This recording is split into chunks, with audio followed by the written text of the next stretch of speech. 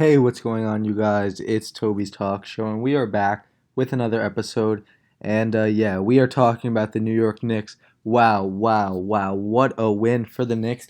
Um, you know, it wasn't do or die, but it basically was do or die for the New York Knicks because you can't lose two games at home. Only four teams have come back from that, and yeah, that means that very little percent chance that it does happen. And yeah, I mean, it's tough to win four out of the next five games with three of them on the road.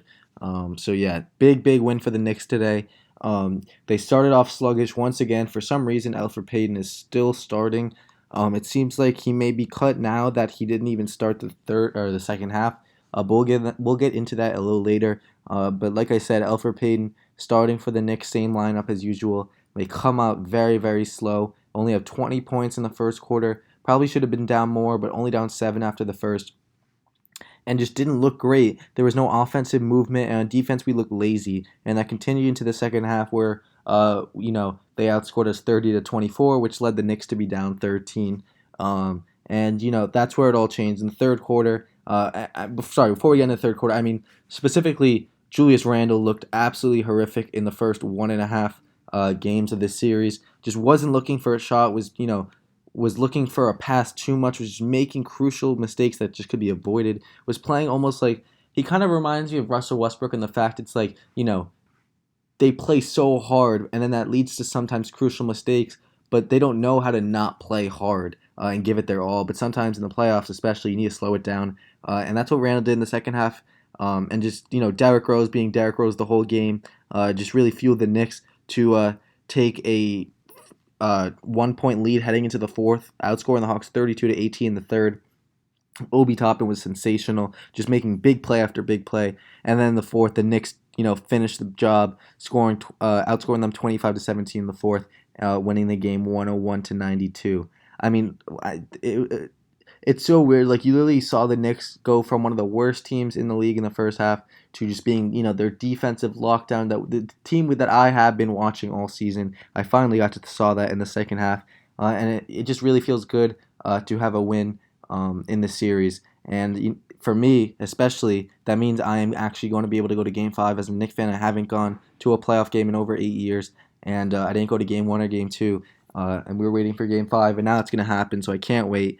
Um, Specifically, let's look at the box score. I mean, DeAndre Hunter was sensational in the first three quarters, but then just down the stretch really struggled. Missed alley-oop, missed free throw, bad defensive plays. I don't know what happened, but he really fell off. Trae Young, I mean, sensational again, 30 points. He kind of was slowed down a little bit more, even though it doesn't look like it on the stat sheet. His impact wasn't as noticeable. But a huge, probably the biggest L of the day was Nate McMillan, who kind of just watched as the Knicks in the third and fourth kind of took over and just didn't put Trey in to stop the bleeding.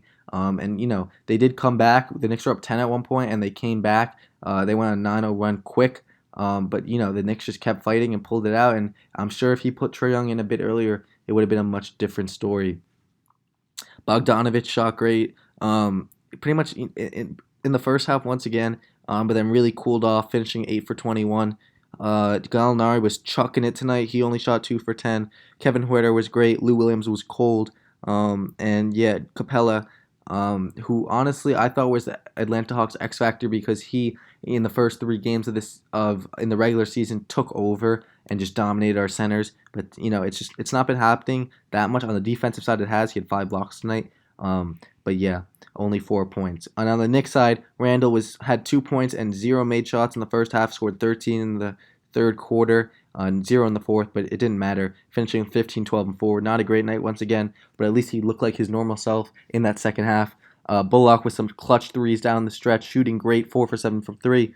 RJ Barrett only played 25 minutes tonight, didn't really play in the second half at all, finishing 13, 5 for 14 shooting, made some clutch threes to kind of hold the Knicks in the game at least. There was a time, I remember the Hawks were kind of treading to going almost up to a 20-point lead. I think they're at 13 or 15, and RJ Barrett hit a clutch three. So, RJ Barrett did help stop the bleeding on the Knicks side of the ball. D Rose, I mean, as a Knicks fan, I knew how important it was to get Derrick Rose. We needed a guard badly. Like, think about the Knicks and how guard play is still an issue, but without Derrick Rose would have been even more of an issue. Before Austin Rivers was playing, but he wasn't playing great. It was very up and down. And wow, it's just incredible. 26-4-4 has been absolutely insane, especially the last 2 months.